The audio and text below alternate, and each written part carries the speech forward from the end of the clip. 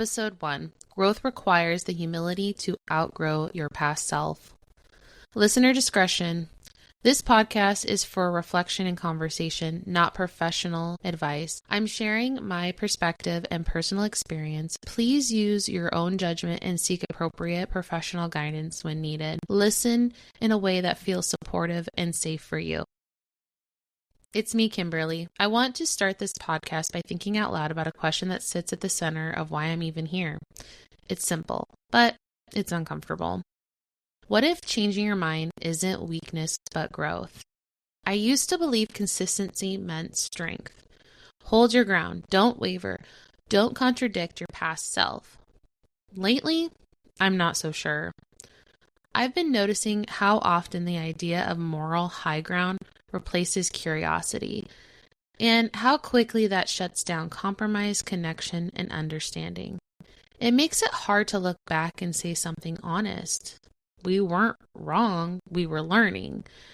The push to start this podcast came from somewhere unexpected. Theo Vaughn. He made a joke where he would talk about men who marry wives that are very talkative, calling them word perverts, and I honestly thought it was the funniest thing. Still do to this day. It resonated really well with me. My husband, he is a word pervert. He knew what he dated, he knew what he married, and I still remember the day that I was not Chatterkins, and he was very concerned. And it's funny because in truth, he made me feel safe. He made me feel seen. So for once, I didn't feel like I had to talk.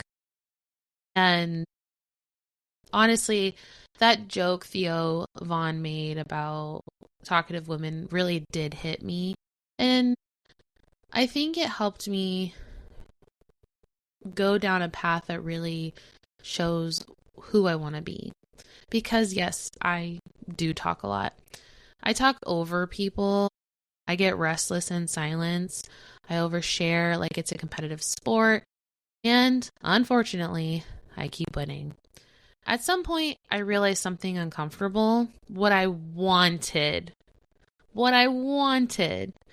was to really hear people. It did not match what I was actually doing. I love people. I'm deeply interested in their stories. But I kept circling back to the same thoughts I was having, the same things I wanted to say, wanting for one person who finally needed to hear it, when most of the time that person was me. I wasn't trying to dominate conversations. I was really just trying to get out of my own head, trying to understand what I felt, trying to make meaning out of the noise. So I started thinking out loud, but on purpose, privately, and something surprising happened. It helped lessen my need to interrupt and overshare. The more I stopped talking at people, the more connected I felt. The more I listened, the more open people became, more willing to reflect with me, more willing to compromise with me, sometimes even willing to say, yeah, they might have been wrong.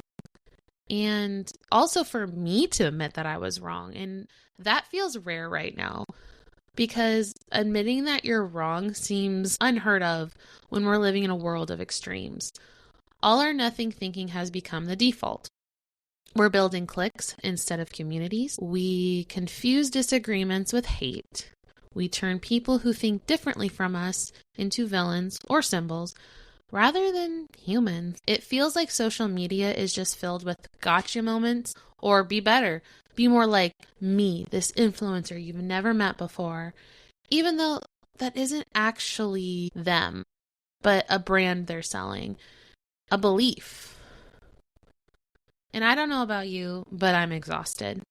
Exhausted of feeling like the world is ending because I used a plastic fork, or feeling like I don't belong because I didn't wear pink on the right day.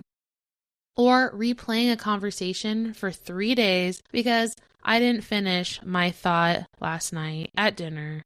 And now I'm convinced everyone thinks I'm an idiot.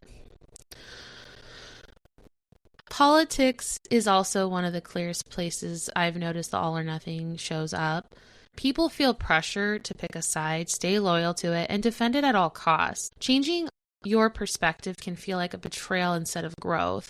And honestly, from where I sit, it feels like everyone is struggling to fix systems that were already complicated and flawed long before most of us were paying attention. What I've noticed more than anything is projection. People who hate one political side seems to secretly admire traits that they wish they could express themselves, being more direct, more assertive, more accountable, or more flexible. And when something bothered me deeply, I started noticing it usually meant there was something unresolved in me. An old embarrassment, a guilt I didn't want to name, or a habit of turning someone into a symbol instead of letting them stay a person. That's when I realized something important. We can't grow like this as a community. Men versus women, left versus right, grandparent versus parent, everything is a war, and somehow we're shocked that everyone is burnt out. And nothing is changing enough for us to feel like we can breathe. If you want a perfect example of how extreme thinking burns people out, let's look at motherhood, where people are being morally evaluated just for existing. Breast is best, or should it really be fed as best? Natural birth is the expectation, and C-sections are framed as the easy way out. Which, are you serious? A major abdominal surgery that can take up to a year, if not more, to fully recover from is easy being cut open, stitched back together, handed a newborn, and told heal, bond, produce milk, don't sleep, and definitely don't complain. Breastfeeding is beautiful. It's also hard, sometimes painful, sometimes not possible. But we've turned it into a moral hierarchy instead of a practical conversation. Instead of asking, is the baby fed? Is the parent supported? We're asking, did you do it the right way? When you're a new parent, you're already questioning everything. You don't need a culture that treats every decision like a permanent personality flaw. This is where middle ground thinking matters. Thinking out loud matters. Because survival is not failure. Adaptation is not weakness.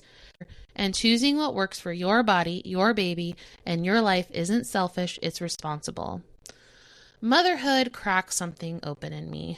It forced me to sit with uncertainty, to admit I didn't know, to stop performing confidence and start asking questions. And I don't think that's exclusive to parenting. We can't shame people for trying to live while also telling them the world is ending. We can't sabotage each other and then wonder why nothing feels like it's getting better. We are all connected. And we've stopped asking curious questions. Like, for instance, what is tradition and what's trauma? What's culture and what are things that we just never questioned long enough to outgrow? That's where thinking out loud is about. Not hot takes, not certainty, not pretending I have the answers, rather trying to get the conversation started. It's a soft conversation open to pushback and to allow both diversity and nuance. Because life isn't an equation. 2 + 2, yes, it equals 4. But that logic doesn't fix relationships, raise children, or build communities. We need diversity to function, and that includes diversity of thought. Otherwise, we're just building a hive mind, and history tells us that never ends well. I have opinions, they evolve. What I believe today might not be what I believe a year from now, and that isn't hypocrisy, it's growth.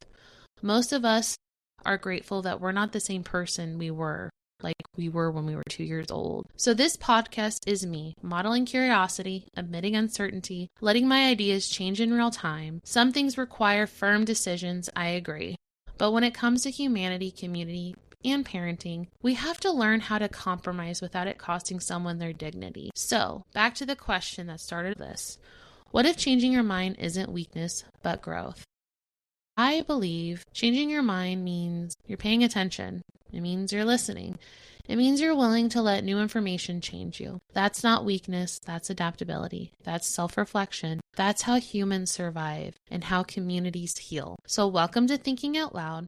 I don't have all the answers, and for the first time, I'm okay with that. If this felt familiar, uncomfortable, or oddly relatable, you're probably in the right place. Thank you for listening to my rambling. This is Thinking Out Loud. I'm Kimberly. If you're looking for a community of people navigating balance and asking honest questions, follow along. We'll keep thinking, we'll keep growing, and we'll keep asking questions together.